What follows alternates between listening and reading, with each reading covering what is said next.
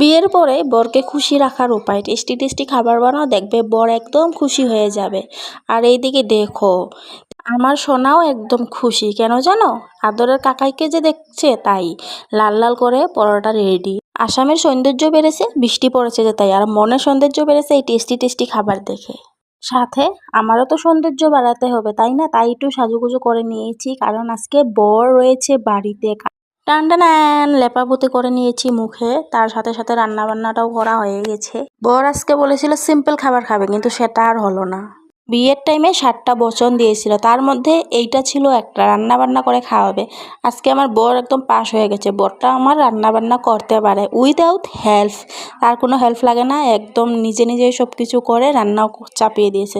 দেখুন tasty tasty একদম tomato চাটনি করে শুটকি দিয়ে। আর এইদিকে দেখো কি দেখছে, অন্য মেয়ের রিলস দেখছে, আমাকে পাত্তাই দিচ্ছে না। আজকে তাহলে আসি, আবার দেখা।